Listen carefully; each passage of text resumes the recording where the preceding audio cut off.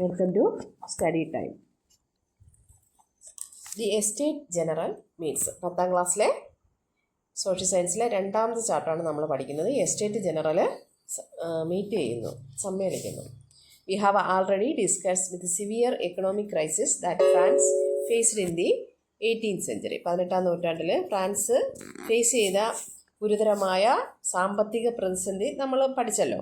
To overcome this, ഈ economic crisis overcome ചെയ്യുന്നതിന് വേണ്ടി it became necessary to impose new taxes. അപ്പോൾ economic crisis ഉണ്ടായാൽ എന്ത് ചെയ്യും? ഗവൺമെൻറ് എങ്ങനെയാണ് അവിടെ ഫണ്ട് കണ്ടെത്തുന്നത്, അല്ലെങ്കിൽ ക്യാഷ് കണ്ടെത്തുന്നത്, ഖജനാവ് നിറയ്ക്കുന്നത്? ടാക്സുകൾ ഇമ്പോസ് ചെയ്താണ്, ജനങ്ങളിൽ നിന്ന് നികുതി പിരിച്ചാണ്. അതിനുവേണ്ടി എന്ത് ചെയ്തു? ഇവിടെയും അതുപോലെ ഗവൺമെൻറ് നികുതി അല്ലെങ്കിൽ ടാക്സ് ഇമ്പോസ് ചെയ്യാൻ തീരുമാനിച്ചു. ഇതിനു വേണ്ടി for this Louis 16 on the advice of Necker decided to summon the French parliament. Necker, അദ്ദേഹത്തിൻ്റെ ഉപദേശകനായ നെക്കറിനെ, അല്ലെങ്കിൽ അദ്ദേഹത്തിൻ്റെ മിനിസ്ട്രിയിലുള്ള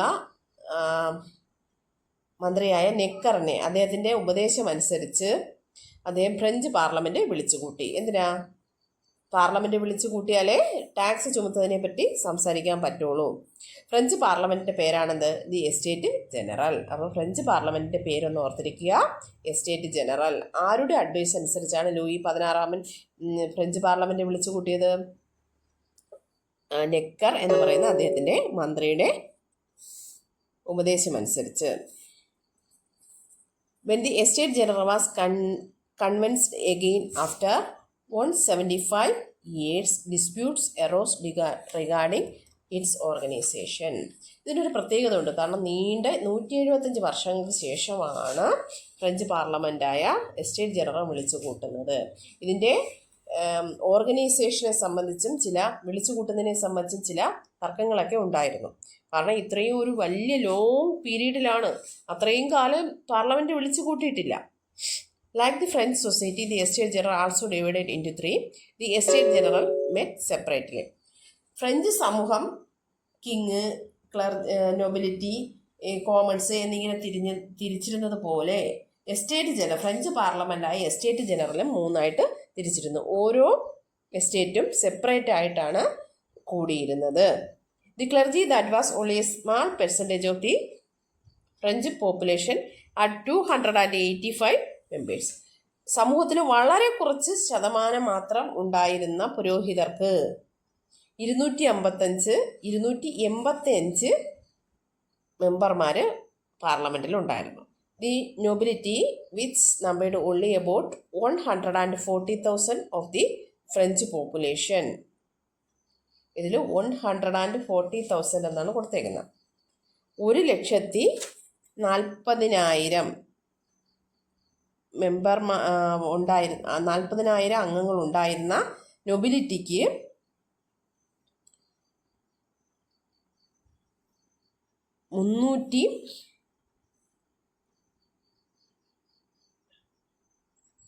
308 മെമ്പർമാരുണ്ടായിരുന്നു, 308 പ്രതിനിധികൾ ഉണ്ടായിരുന്നു. The common people who constituted the majority had 621 members in the House of Representatives. സാധാരണക്കാരായ പോപ്പുലേഷൻ്റെ മെജോറിറ്റി, കൂടുതൽ ഭാഗവും ഉണ്ടായിരുന്നത് കോമൺ പീപ്പിൾ ആയിരുന്നു. അവർക്ക് 621 അംഗങ്ങൾ മാത്രമേ ഉണ്ടായിരുന്നുള്ളൂ. The membership of the first and second estate was by inheritance. First എസ്റ്റേറ്റും സെക്കൻഡ് എസ്റ്റേറ്റിനും പാരമ്പര്യം അല്ലെങ്കിൽ ഇൻഹെറിറ്റൻസ് അനുസരിച്ച്, പിന്തുടർച്ചാവകാശം അനുസരിച്ചായിരുന്നു അവർക്ക് മെമ്പർഷിപ്പ് കിട്ടിയിരുന്നത്. എന്നാൽ however the membership of the third estate were elected. Third എസ്റ്റേറ്റിലെ അംഗങ്ങളെ ഇലക്ട് ചെയ്യുകയാണ് ചെയ്തിരുന്നത്. ഇതിൽ തന്നെ നമുക്കറിയാം അവിടെ ഉണ്ടായിരുന്ന അനീതി, discrimination. The existing system was on vote four on house.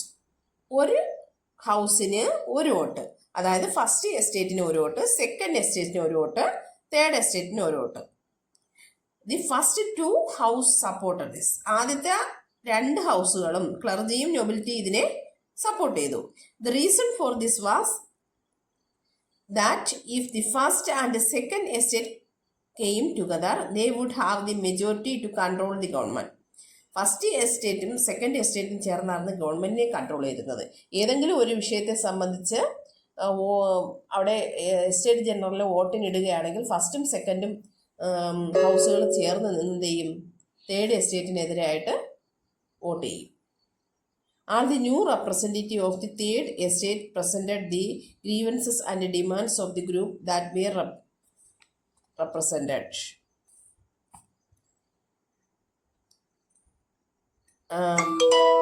Third എസ്റ്റേറ്റിലെ പുതിയ പ്രതിനിധികളെല്ലാം തന്നെ അവരുടെ ആവശ്യങ്ങൾ എന്ത് ചെയ്തു? അവരുടെ ഡിമാൻഡ് ചെയ്തു, അവരുടെ രാജാവിൻ്റെ മുമ്പിൽ അവതരിപ്പിച്ചു. Hour king Louis 16 did not make any preparation to resolve these problems. എന്നാൽ രാജാവായ ലൂയി 16 ഈ പ്രശ്നങ്ങൾ സോൾവ് ചെയ്യാൻ ഒരു താല്പര്യവും കാണിച്ചില്ല. അതിനുള്ള മെയിൻ കാരണം എന്ന് പറയുന്നത് the main reason for this, എന്തുകൊണ്ടാണ് അയാൾ താല്പര്യം കാണിക്കാറുന്നത്, was that the king did not have enough knowledge for the parliamentary system. 175 വർഷമായിട്ട് പാർലമെന്റ് വിളിച്ചു കൂട്ടുന്നില്ല.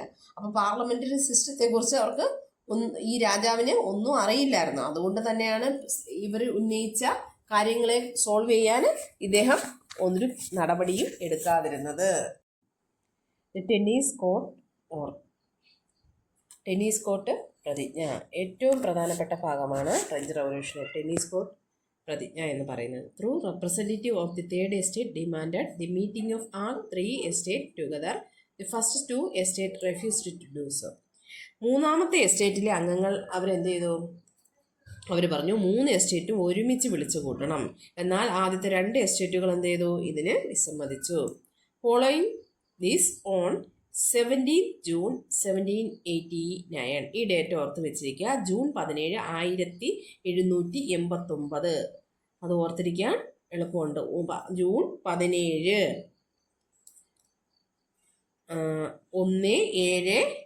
1789 ഫ്രഞ്ച് റവല്യൂഷൻ്റെ ഡേറ്റ് ഓർത്തിരിക്കുക. ഇങ്ങനെ ഓർത്തിരിക്കുക 1789, 1 കഴിഞ്ഞാൽ പിന്നെ 789 എന്നൊന്ന് ഓർത്തിരുന്നാൽ മതി.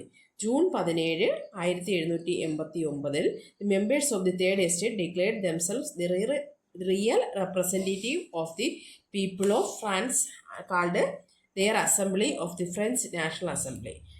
മൂന്നാമത്തെ എസ്റ്റേറ്റിലെ അംഗങ്ങൾ പ്രഖ്യാപിച്ചു ജൂൺ 17 1789 തങ്ങളാണ് എസ്റ്റേറ്റ് ജനറലിലെ ഫ്രഞ്ച് നാഷണൽ അസംബ്ലി എന്ന് പറയുന്നത് തങ്ങളാണ്, റിയൽ റെപ്രസെൻറ്റേറ്റീവ് തങ്ങളാണ്. അതിന് അവർ പേര് കൊടുത്തു ഫ്രഞ്ച് നാഷണൽ അസംബ്ലി എന്നും. With the support of these 2 estates, Louis XVI closed the hall where this assembly used to be held and placed it under military guard. ആദ്യത്തെ 2 estate ക്ലർജിയുടെയും നൊബിലിറ്റിയുടെയും സപ്പോർട്ടോടുകൂടി Louis 16 ഈ French national assembly, അതായത് വിളിച്ചു ചേർത്ത മൂന്നാമത്തെ എസ്റ്റേറ്റിൻ്റെ representative യോഗം ചേർന്ന് ആ ഹാൾ അടച്ചുപൂട്ടുകയും അവിടെ സൈനിക നടപടിക്ക് വേണ്ടി സൈനികരെ കാവൽ നിർത്തുകയും ചെയ്തു. Led by Jean Sylvain Bailly, the Abbe Sieyes and Mirabeau, the representative of the third estate met on 20 June at the nearby tennis court. അപ്പോൾ ടെന്നീസ് കോർട്ടിൽ വെച്ച് ജൂൺ 20 2-3 ആൾക്കാരുടെ പേര് പറയുന്നുണ്ട്. ജീൻ സിവിയൻ ബെയ്ലി, അബ്ബേസിയസ്, പിന്നെ മിറബക്കു, ഈ 3 പേരുടെ നേതൃത്വത്തിൽ മൂന്നാമത്തെ എസ്റ്റേറ്റിലെ അംഗങ്ങൾ 20 ജൂൺ 1789 ടെന്നീസ് കോർട്ടിൽ വെച്ച് ഒരു യോഗം ചേർന്നു. The declared that they would not leave until they draft a constitution for France. അപ്പോൾ ടെന്നീസ് കോർട്ട് പ്രതിജ്ഞയുടെ ഡേറ്റ് എന്ന് വെച്ചാൽ 20 ജൂൺ 1789. അവർ ടെന്നീസ് കോർട്ടിൽ യോഗം ചേർന്നിട്ട് പറഞ്ഞു, ഞങ്ങൾ ഫ്രാൻസിന് വേണ്ടി ഒരു കോൺസ്റ്റിറ്റ്യൂഷൻ, ഒരു ഭരണഘടന ഉണ്ടാക്കാതെ പിരിഞ്ഞു പോകില്ല. This was later known as tennis court. ഇതിനെ അറിയപ്പെടുന്ന പേരാണ് ടെന്നീസ് കോർട്ട് ഓത്ത്. ഈ paragraph with the support of the 2 estate എന്ന് തുടങ്ങുന്ന പാരഗ്രാഫ് തൊട്ട് this is known as tennis court oath എന്ന് വരെ വാട്ട് ഈസ് അല്ലെങ്കിൽ എക്സ്പ്ലെയിൻ, വാട്ട് ഈസ് എന്നൊന്നും ഇപ്പോൾ ചോദിക്കില്ല, എക്സ്പ്ലെയിൻ ടെന്നീസ് കോർട്ട് ഓത്ത് എന്ന് ചോദിക്കും. അല്ലെങ്കിൽ what is the circumstances that led to the tennis court oath എന്നും ചോദിക്കാം. This is the incident mentioned at the introductory part of this lesson. ഈ കാര്യമാണ് ഈ പാഠത്തിൻ്റെ ആദ്യം കാണിച്ചിരുന്നത്. This session of the national assembly later came to be known as the history as tennis court assembly. ഈ സംഭവമാണ് ടെന്നീസ് കോർട്ട് അസംബ്ലി എന്ന് ചരിത്രത്തിൽ അറിയപ്പെട്ടിരുന്നത്. ഡേറ്റ് എന്ന് പറയുന്നത് 20 ജൂൺ 1789. ബാക്കി നമുക്ക് നാളെ പഠിക്കാം.